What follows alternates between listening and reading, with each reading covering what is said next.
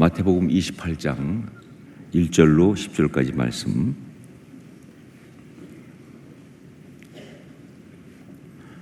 우리 한 절씩 교독하겠습니다. 제가 먼저 1절 말씀 봉독합니다. 안식일이 다 지나고 안식 후 첫날이 되는 새벽에 막달라 마리아와 다른 마리아가 무덤을 보려고 갔더니 큰 지진이 나며 주의 천사가 하늘로부터 내려와 돌을 굴려내고 그 위에 앉았는데 그 형상이 번개가 같고 그 옷은 눈같이 희건을 지키던 자들이 그를 무서워하여 떨며 죽은 사람과 같이 되었더라. 천사가 여자들에게 말하여 이르되 너희는 무서워하지 말라. 십자가에 못 박히신 예수를 너희가 찾는 줄을 내가 아노라. 그가 여기 계시지 않고 그가 말씀하시던 대로 살아나셨느니라. 와서 그가 누우셨던 것을 보라. 또 빨리 가서 그의 제자들에게 이르되 그가 죽은 자 가운데서 살아나셨고 너희보다 먼저 갈릴리로 가시나니 거기서 너희가 배우리라 하라. 보라, 내가 너희에게 일렀느니라 하거늘. 큰 기쁨으로 빨리 무덤을 떠나 제자들에게 알려고 다람질할세. 예수께서 그들을 만나 이르시되 평안하냐 하시거늘 여자들이 나아가 그 발을 붙잡고 경배하니 이에 예수께서 이르시되 무서워하지 말라. 가서 내 형제들에게 갈릴리로 가라 하라. 거기서 나를 보리라 하시니라. 아멘.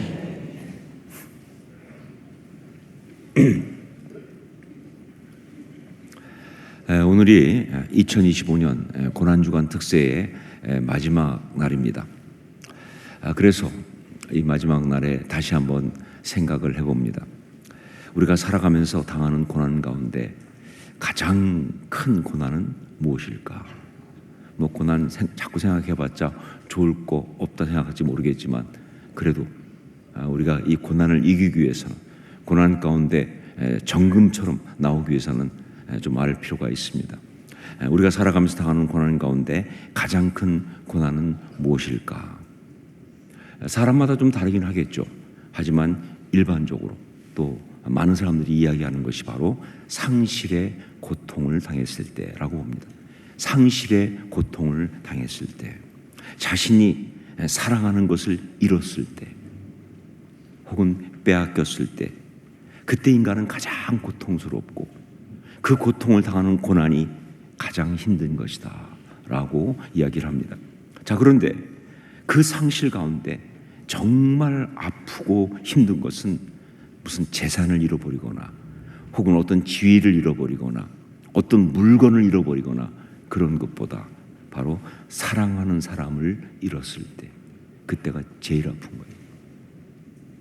거예요. 사랑하는 사람을 잃었을 때라고 이야기를 합니다. 그러니까 인간이 당하는 고난 가운데 가장 힘들고 가장 어려운 것은 사랑하는 사람을 잃어버린 상실의 고통 가운데 있는 것, 그것이라고 말할 수 있죠. 인간이 당할 수 있는 고난 중에서 가장 힘든 것은 사랑하는 사람을 잃어버린 상실의 고통 가운데 있는 것. 특히 그 사랑이 크면 클수록 고통은 더 큰 거예요. 그 사랑이 크면 클수록 고통은 더 큰 거예요. 자, 그런 면에서 여기 오늘 말씀에 나오는 막달라 마리아와 또 다른 마리아는 지금 가장 큰 고난 가운데 있습니다. 왜냐하면 사랑하는 예수님을 잃었기 때문에 그렇습니다. 정말 사랑하는 분, 예수님을 잃었기 때문에 그래요. 솔직히 우리는 지금 그때 그 막달라 마리아와 다른 마리아의 그 고통이, 그 마음이 얼마나 힘들었는지 그것을 잘 알 수 없습니다. 그야말로 가늠이 잘 되지 않는다. 하지만 예수님을 향한 그들의 마음이 어떠했는지, 그래서 그 상실의 고통이 얼마나 크고 힘들었는지 이것을 아주 잘 보여주는 그러한 말씀이 성경에 나오고 있습니다. 그게 마태복음 27장 61절 말씀이에요. 우리 같이 한번 읽겠습니다. 마태복음 27장 61절. 거기 막달라 마리아와 다른 마리아가 무덤을 향하여 앉았더라. 차마 떠나지를 못하고 있는 거예요. 예수님 돌아가셨습니다. 그래서 그 돌아가신 예수님의 시신을 수위에 싸서 아리마대 요셉의 무덤에 넣고 돌까지 다 굴려서 입구까지 다 막았습니다. 장례가 끝났습니다. 그럼 돌아가야 되는데 돌아가지 못합니다. 여전히 돌아서지 못하고 그냥 무덤을 향해서 그냥 하염없이 앉아 있는 거예요. 이것이 그때 그들의 마음이 어떠했는지를 그대로 보여주잖아요.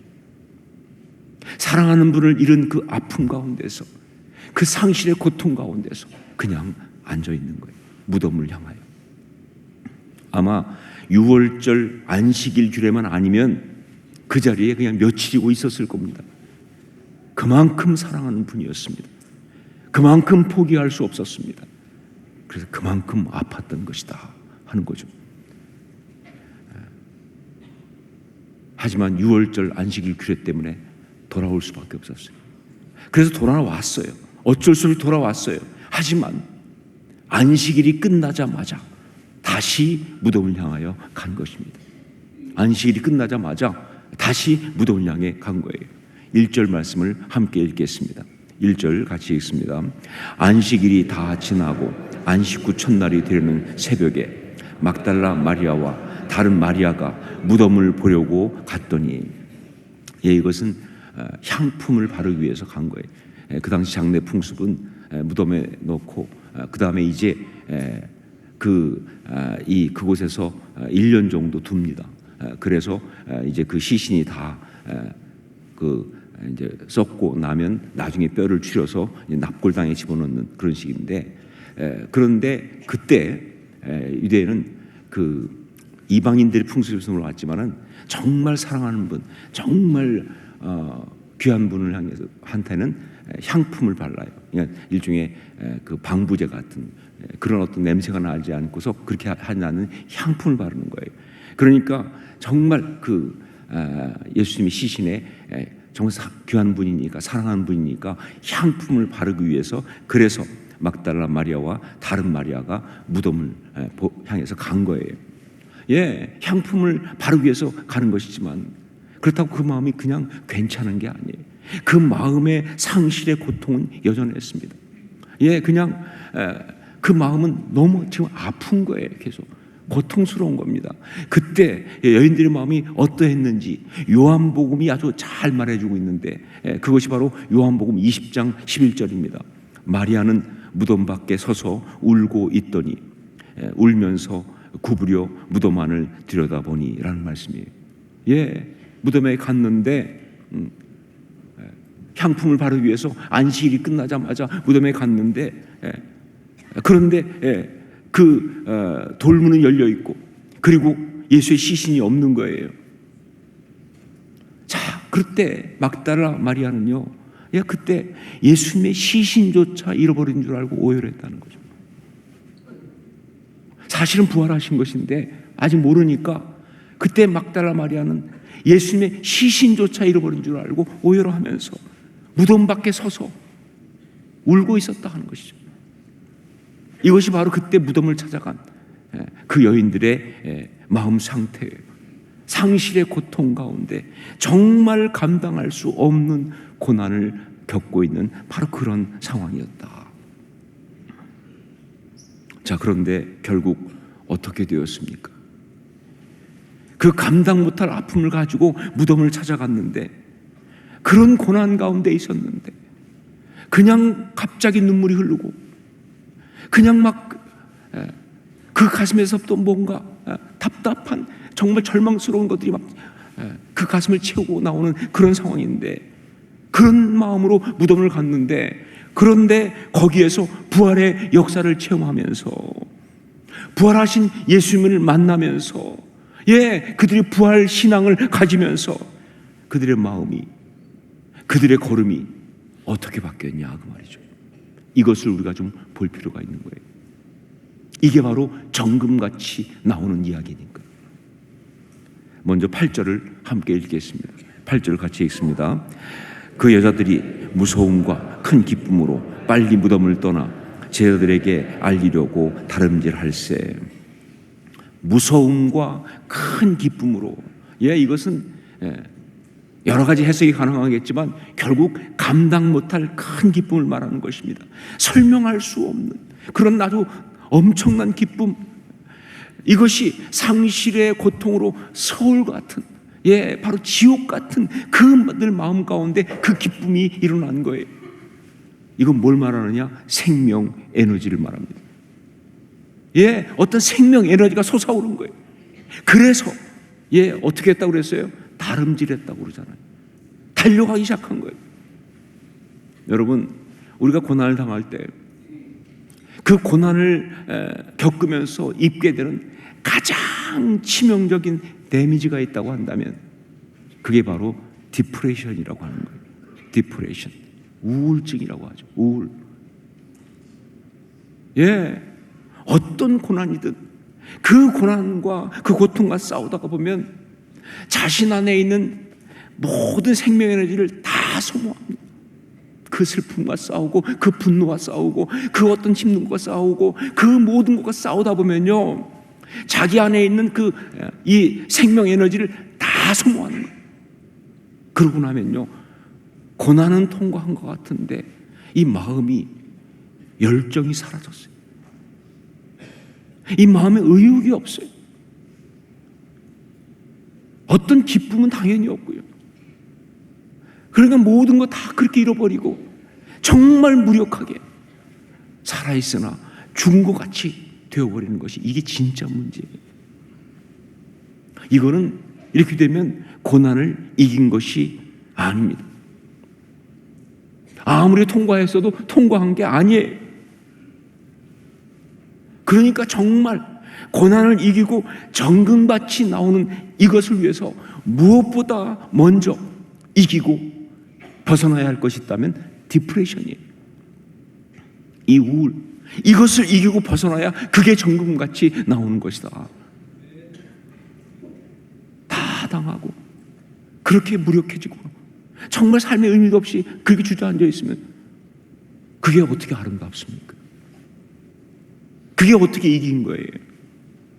그렇기 때문에 고난을 이기고 정금같이 나오기 위해서 정말 중요한 것은 디프레션, 이 우울을 이기고 벗어나야 한다. 자, 그런데 지금 지독한 상실의 고통, 고난을 겪은 이 여인들은요, 부활의 주님을 만나면서 그 부활 신앙을 가지면서 무엇보다 뭐예요? 우울을 집어 던졌다. 그 우울, 그 디프레션을 집어 던진 거예요. 생명 에너지가 충만하게 차오르면서 감당할 수 없는 기쁨을 지금 누리고 있다는 거예요. 더 이상 이제 주저앉아 있지 않습니다. 더 이상 그냥 누워 있거나 그러지 않습니다. 저도 세마이 디프레션을 알아봤는데 그 디프레션 가운데 있으니까 아침에 일어나기가 싫어요. 그냥 걸어가, 어디도 가기 싫어요. 가더라도 그냥 마지못해서 가는 거예요. 뭐 달려간다? 그건 있을 수가 없어요. 사람 만나기 싫어요. 아무 일도 하기 싫어요. 그런데 지금 이들은 뭐예요? 달려가잖아요. 가서 전해야 될 놀라운 소식을 가진 자로서 그 사명 때문에, 이 가슴에 차오르는, 누군가에게 뭘 말해주고 싶은, 해야 되는 이 사명 때문에 말이죠. 그냥 주저앉아 있기는커녕 걸어갈 수도 없는 거예요. 달려가는 거예요. 이것이 바로 부활신앙으로 고난을 이기고 나온 사람, 그가 보여주는 정금같이 나오는 모습이다, 그 말이에요. 여러분, 이 시대 사람들에게 가장 큰 아픔과 문제는 디프레션이에요. 우울입니다. 수많은 전문가들 다 얘기합니다. 이 디프레션 쉽게 이길 수가 없다. 쉽게 이기지 못해요. 뭐 여러 가지 말하자면 정말 어렵습니다. 무슨 약을 먹고 혹은 상담을 받고 물론 도움은 되지만 그러나 그게 쉽게 이길 수가 없어요. 그러다 보니까 우리 주변에 이 디프레션 때문에 고통당하고 무너지면서 그 삶 가운데 정말 안타까운 선택을 하는 사람이 정말 많아지는 거예요. 이게 이 시대의 현상이에요. 예, 이 시대는 병들었습니다. 너무 많이 아파요. 그러나 저는 오늘 말씀에 의해서 분명히 선포합니다.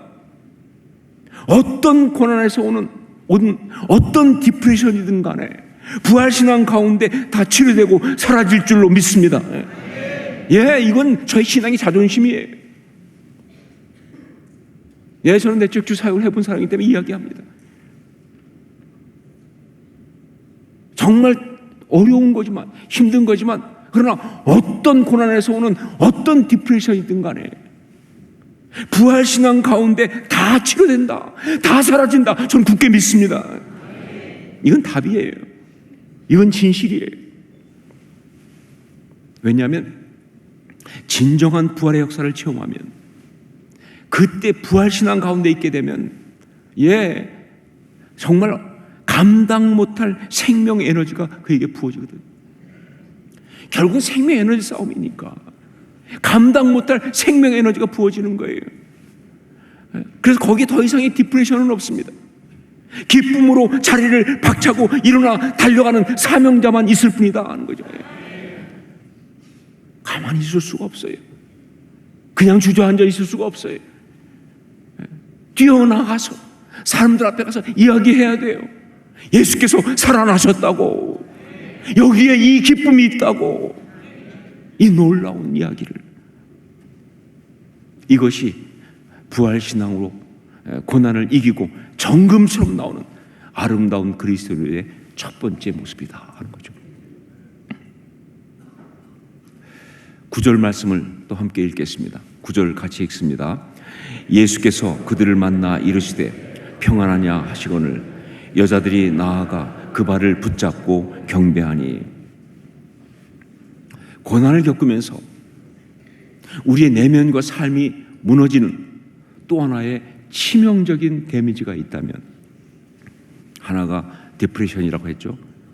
또 하나의 치명적인 데미지가 있다고 한다면 불안과 두려움. 여러분, 트라우마라는 말 들어보셨죠? 트라우마. 이거 괴물입니다. 이거 괴물이에요. 우리 안에 이 트라우마가 있게 되면, 이것이 우리 속에서 작동하기 시작하면요, 우리는 설명하지 못하는 불안과 두려움에 잡힐 수밖에 없어요. 그 고통 정말 말로 설명할 수 없이 힘든 거예요. 그 불안과 그 두려움, 그 불안과 두려움에 시달리는 모습은, 그래서 전전긍긍하고 어쩔 줄 모르고, 그리고 정말 고통스러운 그 모습은 그야말로 안쓰러울 정도로 추하다. 예, 옆에서 보는 사람이 정말 안쓰러울 정도로 추한 모습이에요. 아름답지 않아요. 자, 그런데 여기 이 여인들에게 그런 트라우마가 있습니다. 사랑하는 주님을 잃어버렸던 그 트라우마. 그래서 천사를 통해서 살아나셨다는 소식을 듣고 눈앞에서 그 엄청난 기적도 봤어요. 너무 큰 기쁨으로 이제 제자들한테 주님 살아나셨다고 그렇게 외치기 위해서 하기 위해서 달려가고 있지만, 그러나 마음 한구석에는 여전히 남아있는 그러한 불안과 두려움이 있는 거예요. 예수님 정말 살아나셨을까? 혹시 또 이것이 그냥 환상같이 또 예수님 잃어버리는 그런 이야기가 되는 것이 아닐까 하는 트라우마가 있는 거예요. 자, 이것을 너무 잘 알고 계신 우리 부활하신 주님께서 놀랍게도 분명히 말씀에 갈릴리로 먼저 가셨다 그랬거든요. 그런데 갈릴리로 먼저 가신 그분이 달려가는 그들 앞에 친히 나타난 거예요. 그러면서 여인들을 만나서 샬롬, 샬롬, 평안을 선포하셨어요. 이 샬롬이란 말, 저는 예수님께서 부활하신 예수님이 여인들을 만나서 샬롬이라고 말하는 것이 그냥 그 당시 유대인들의 일상적인 인사, 만나면 안녕하세요 하는 것처럼 그런 인사라고 생각하지 않습니다. 그러기에는 이 메시지가 너무 기가 막혀요. 그러기에는 이것은 예수님께서 예언하셨던 것이기 때문에 그래요. 예, 예수님께서 이미 예언하셨습니다. 이미 말씀하셨습니다. 이미 약속하셨습니다. 요한복음 14장 27절 보면 평안을 너희에게 끼치노니 곧 나의 평안을 너희에게 주노라. 내가 너희에게 주는 것은 세상이 주는 것과 같지 아니하니라. 너희는 마음에 근심하지도 말고 두려워하지도 말라. 이미 말씀하신 그 평안, 그 샬롬을 지금 주고 계신 것이다. 그런 이야기죠.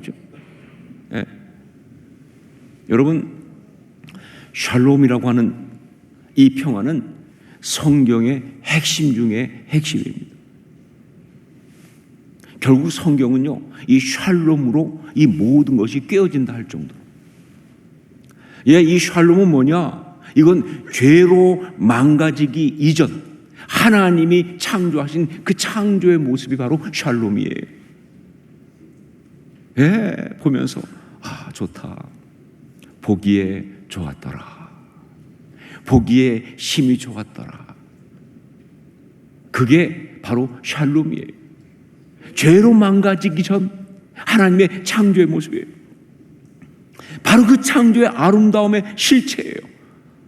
좋다. 샬롬. 그게 바로 창조의 아름다움의 실체예요. 그러니까 여러분, 십자가 대속의 역사는요, 우리를 구원하신 역사잖아요. 결국 우리를 구원하시면서 가장 먼저 우리 가운데 어떤 역사를 원하느냐? 우리 가운데 샬롬이 회복되기를. 그 죄의 고통 가운데, 그 두려움 가운데 불안감 사는 것이 아니라 샬롬이 회복되기를. 그게 십자가 대속의 역사의 가장 중요한 실제적인 모습 중에 하나죠. 그래서 부활하신 주님의 메시지는 언제나 샬롬이다. 그냥 말씀하신 게 아니에요. 부활하신 주님의 메시지가 샬롬인 이유가 그래서 그런 거예요. 죄로 망가졌던 그 모든 것들을 회복하고 다시 정말 그 아름다움 가운데, 그 평강 가운데 있게 하시는 바로 그 메시지. 그래서 부활신앙을 갖는 순간 우리 가운데 그렇게 뿌리 깊게 자리 잡고 있던, 우리를 그렇게 끈질기게 붙들고 괴롭히던 그 불안과 두려움에서 벗어나서 우리 주님 약속하신 샬롬을 우리가 누리게 되는 것이다. 저도 많이 경험했지만 정말 수없이 많은 사람의 간증을 통해서 이거 여러 번 들었습니다. 그렇게 불안하고 그렇게 두렵고 정말 숨을 쉴 수도 없을 정도로, 정말 무엇을 먹을 수도 없을 정도로, 그래서 그냥 나와서 주 앞에 엎드려가지고 눈물로 기도하는데, 근데 그냥 아무것도 특별한 일이 일어나지 않았어요. 다만 마음속에서 주님께서, 살아계신 주님께서 그의 심령을 만지시면서 내 아들아, 내 딸아, 그렇게 하셨을 뿐인데 이 마음에 그 두려움이 다 사라지고 그 불안이 간데가 없고 설명할 수 없는 평강이 그 마음을 채웠다는 고백을 수도 없이 듣습니다. 그게 샬롬이에요. 부활하신 주님 만난 겁니다. 그게 부활신앙이죠.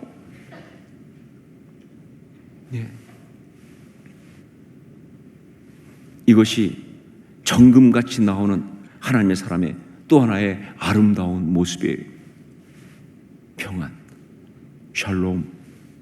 세상이 알 수 없고 세상이 줄 수 없는 평안, 바로 그것을 누린다는 것이죠. 여러분, 아무리 고통스러운 고난이라 할지라도 그 고난을 통해서 우리가 살아계신 주님을 온전히 만나는 체험, 즉 부활신앙을 갖게 되면 이게 바로 고난 가운데 우리가 겪는 영적 단련의 내용입니다. 무슨 고난 겪으면서 맷집이 강해지는 줄 아세요? 아니요. 내적 치유 몇십 년 했는데 절대 상처는 많이 받는다고 맷집이 강해지지 않습니다. 더 약해지죠. 하도 상처받아서 이제 아프지도 않아. 그건 새빨간 거짓말. 그럴 수 없어요. 더 아파요. 더 민감해져. 그러니까 이게 무슨 단련이라는 게 맷집이 강해지는 거 아니에요. 무슨 어떤 그런 그 가운데 나름대로 득도하는 도를 깨닫는다, 그것도 아니에요. 무슨 어떤 그런 심리적인 어떤 그런 굳은 살이 박인다, 안 박여요. 근육이 커진다, 안 커져요. 미안하지만 예, 고난 가운데 단련이라고 한다면 딱 한 가지입니다. 바로 그 가운데서 살아계신 주님, 부활하신 주님을 만나는 거예요. 주님이 살아계시니까 그 신앙 가운데 들어가는 거예요. 사망을 이기는 그 부활신앙. 예, 상상도 못했는데 어느 순간 보니까 이게 뭐가 문제야 도대체. 아니 이게 뭐가 문제야. 예, 죽으면 죽으리라. 그게 부활신앙이잖아요. 다 이룰 수 있어요. 그리 아니하실지라도 그게 부활신앙이잖아요. 그게 바로 단련이에요. 부활신앙을 경험하는 것. 살아계신 주님을 만나는 부활신앙을 경험하는 것. 그러면 정금같이 나올 줄로 믿습니다. 하늘의 기쁨으로 그 앉은 자리에서 더 이상 주저앉지 않고 힘있게 일어나서 두려움 없이 담대하게 평강 가운데 아름답게 살아갈 줄로 믿습니다. 그게 바로 여러분과 저의 모습입니다. 지금 새벽이라 서로 보라고 온 제가 못하겠지만 그게 지금 저를 쳐다보고 있는 여러분과 그리고 이 앞에 서 있는 저의 모습이에요. 정금같이 나오리라 믿습니다.